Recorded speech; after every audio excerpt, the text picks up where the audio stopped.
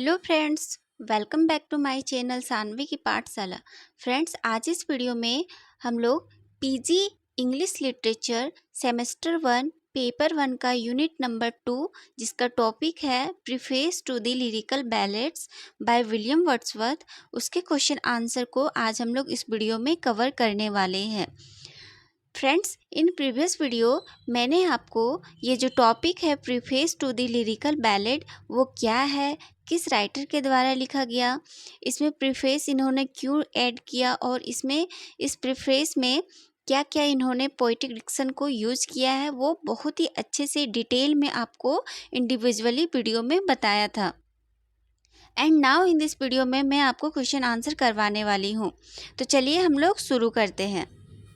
So friends, video start करने से पहले मैं आपको बता देती हूँ कि अगर आप यह पीडीएफ नोट्स प्राप्त करना चाहते हैं तो मेरे टेलीग्राम चैनल सानवी की पाठशाला, जिसका लिंक इस वीडियो के डिस्क्रिप्शन में डाला हुआ है, तो आप वहाँ पे जाके ज्वाइन कर सकते हैं और पीडीएफ नोट्स भी प्राप्त कर सकते हैं। और साथ में अगर आप इस टॉपिक के बारे में जो मैंने डिटेल से आपको बताया है और भी अदर यूनिट का अगर आप देखना चाहते हैं तो इस चैनल के प्लेलिस्ट पे जाके आप चेक कर सकते हैं और देख सकते हैं। तो चलिए, आज हमारा क्वेश्चन आंसर सीरीज लगा हुआ है, तो आज हम लोग शुरू करते हैं और आप देखेंगे कि आपको किस तरह से क्वेश्चन आंसर एग्ज़ाम में लिखनी है, क्योंकि अगर आप अच्छे से लिखेंगे तो आप एक अच्छा मार्क्स गेन करेंगे बाय एग्जामिनर। तो चलिए शुरू करते हैं। सो फ्रेंड्स, क्वेश्चन आपको पूछा जाएगा सेमेस्टर एग्ज़ाम में, चाहे वो एक्सटर्नल हो या फिर इंटरनल हो। 10 नंबर के क्वेश्चन पूछे जाएंगे आपसे यूनिट नंबर 2 से।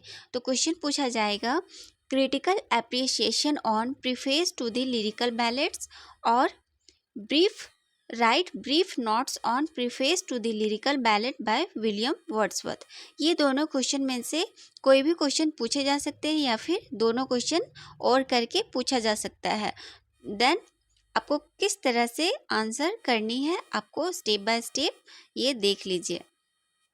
तो सबसे पहले मैंने प्रीवियस वीडियो में भी बताया था क्वेश्चन आंसर के सीरीज में कि सबसे पहले जो टॉपिक लगा हुआ है उस टॉपिक के राइटर के बारे में लिखिए। तो सबसे पहले आपको विलियम वर्ड्सवर्थ के द्वारा जो यह टॉपिक लिखा गया है उसके बारे में, उनके बारे में कुछ लिखनी है। तो William Wordsworth, the greatest nature poet of the romantic as, conveys his personal idea about the nature, style and purpose of poetry in preface to the lyrical ballads। मतलब जो विलियम वर्ड्सवर्थ है वो नेचर पोइट है, greatest nature poet है इन romantic as का, जिन्होंने अपनी personal idea को थ्रू नेचर, स्टाइल, नेचर के थ्रू रिफ्लेक्ट किया है पोइट्री में। Firstly, both William Wordsworth and S.T. Coleridge published lyrical ballads 1798, but many critics criticized this work. Then William Wordsworth published its preface in 1800, and in this preface he elaborated on poetic diction which is used in lyrical ballads। तो William Wordsworth सबसे पहले William Wordsworth and S T. Coleridge preface to lyrical ballad से पहले एक poetry collection 23 poem का poetry collection जिसका नाम है लिरिकल बैलेड्स, वो 1798 जब रोमांटिक एज शुरू होती है तब इन्होंने पब्लिश किया विदाउट नेम। तो उन्होंने पाया कि बहुत सारे क्रिटिक जब इस वर्क को पढ़े तो बहुत ही ज़्यादा क्रिटिसाइज किए इस वर्क को लेकर।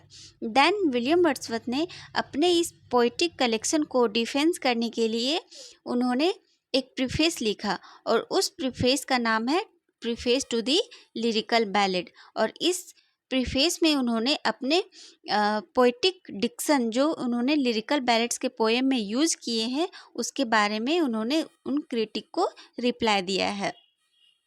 देन आपको पैराग्राफ चेंज करना है, आपको लिखना है फिर in preface to the lyrical ballads 1800 Wordsworth writes that the principal object of poetry is to choose incidents and situation from common life. and to describe them in a selection of language really used by men. Wordsworth also says that poetry should aid a certain coloring of imagination of these ordinary things. He wants the poet to make the subject of poems interesting by including the primary laws of nature in them. In short friends मैं आपको समझा देती हूँ. आपको second paragraph में लिखनी है preface to the lyrical ballads में ऊपर की सरफेस की पॉइंट कि वर्ड्सवर्थ में ने इस प्रीफेस में क्या बोला है. तो इस प्रीफेस में वर्ड्सवर्थ ने बोला है कि एक पोइट को पोइट्री ऐसी लिखनी चाहिए जो आम रीडर को भी समझ में आ जाए, एक कॉमन पीपल को भी जो ज़्यादा बढ़ चढ़ के उसको लैंग्वेज नहीं आता हो, समझ में नहीं आता हो, जब वो पोइट्री पढ़े आपकी तो वो समझ जाए. मतलब पोइट्री है वो कॉमन लैंग्वेज, कॉमन सब्जेक्ट के बेस्ड पे लिखनी चाहिए और उसमें नेचर को रिफ्लेक्ट करवानी चाहिए उस पोइट्री में पोइट को.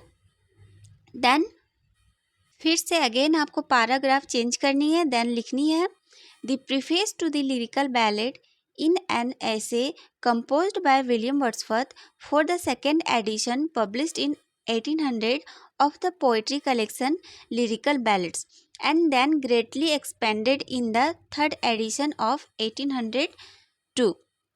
It came to be seen as a de facto manifesto of romantic movement. मतलब थर्ड पैराग्राफ में आपको प्रीफेस टू लिरिकल बैलेट्स में वर्ड्सवर्थ ने जो जो यूज़ किए हैं, जो जो बात इन्होंने बताया है, जो वो सारे पॉइंट्स को आपको लिख देनी है, क्योंकि आपसे क्वेश्चन पूछा जा रहा है क्रिटिकल एनालिसिस या फिर ब्रीफ नोट्स आपको लिखनी है. तो जो मेन पॉइंट है उसको आप थर्ड पैराग्राफ में लिख देंगे. तो आपको लिखनी है कि जो विलियम वर्ड्सवर्थ है वो लिरिकल बैलेट सबसे पहले पब्लिश किए. देन जब क्रिटिक के द्वारा क्रिटिसाइज किया गया तो इन्होंने एक प्रीफेस लिख डाला 1800 में, जो de facto manifesto of romantic movement. मतलब जो लिरिकल बैलेट्स है वो एक घोषणा पत्र के जैसा समान हुआ, एक घोषणा पत्र बना रोमांटिक एज के शुरुआत का.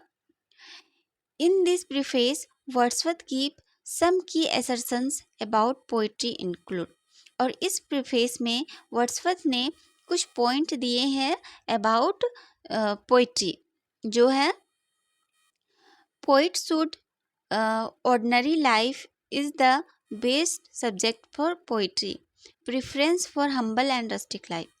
मतलब इस प्रीफेस में वर्ड्सवर्थ ने बताया है कि एक पोइट को पोइट्री ऐसी लिखनी चाहिए जो ऑर्डिनरी लाइफ पे बेस्ड हो. उसका जो सब्जेक्ट है पोइट का वो ऑर्डिनरी लाइफ पे बेस्ड होनी चाहिए, यानी कि हम्बल एंड रस्टिक लाइफ होनी चाहिए, ताकि सभी लोगों को समझ में पोइट्री आ जाए. देन सेकेंड पॉइंट में उन्होंने बताया है everyday language is the best suited for poetry और चॉइस ऑफ रस्टिक लैंग्वेज. मतलब पोइट्री में अगर हम बढ़ चढ़ के आर्टिफिशियल लैंग्वेज यूज़ करेंगे तो जो बहुत ही ज़्यादा अधिक पढ़ा लिखा होगा पीपल, उसी को पोइट्री समझ में आएगी. इसलिए पोइट को एक ऑर्डिनरी लैंग्वेज जो everyday language common people use करते हैं उस लैंग्वेज में नेचर से रिलेटेड पोइट्री लिखनी चाहिए, ताकि सभी पीपल को जब आपके पोइट्री पढ़े तो उनको समझ में आनी चाहिए. तो वो बोलते हैं कि poetry should write in choice of rustic language. Then third point में उन्होंने बताया expression of feeling is more important than action और प्लॉट, स्ट्रेस और इमोशन. मतलब उन्होंने बताया है कि पोइट्री ऐसी लिखनी चाहिए पोइट को जो फीलिंग को रिफ्लेक्ट करे, लोगों के मन में क्या चल रहे हैं, उनकी क्या भावना है, सोसाइटी में क्या चल रहे हैं, वो उस इमोशन को रिफ्लेक्ट करे. उस तरह से एक पोइट को पोयम लिखनी चाहिए, इन्होंने इस प्रीफेस में बताया है. देन फोर्थ पॉइंट में इन्होंने बताया है पोइटिक डिक्शन. मतलब वर्ड्सवर्थ बोलते हैं कि एक पोइट्री में पोइटिक डिक्शन यूज करनी चाहिए जब ज़रूरत हो, क्योंकि पोइट्री एक कॉमन लैंग्वेज, कॉमन सब्जेक्ट पे लिखी जानी चाहिए। अगर हम पोएटिक डिक्शन, मेटाफर, सिमिली को बहुत ही ज़्यादा हाई फाई आर्टिफिशियल बना के लिखेंगे तो पोइट्री किसी को समझ में नहीं आएगी। इसलिए poetic diction common language,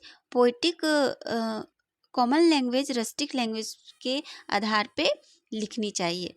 then 5 point में उन्होंने बताया व्यू ऑन नेचर, मतलब एक पोइट को नेचर के प्रति उनका क्या सोच है, लोगों का क्या नज़रिया है, ताकि लोग नेचर से जुड़ पाए, उस टाइप से पोइट्री को लिखनी चाहिए। एंड इन्होंने एक डिफिनेशन पोइट्री के बारे में बहुत ही अच्छा दिया है, जो है Poetry is the spontaneous overflow of powerful feeling that takes its origin from emotion recollected in tranquility।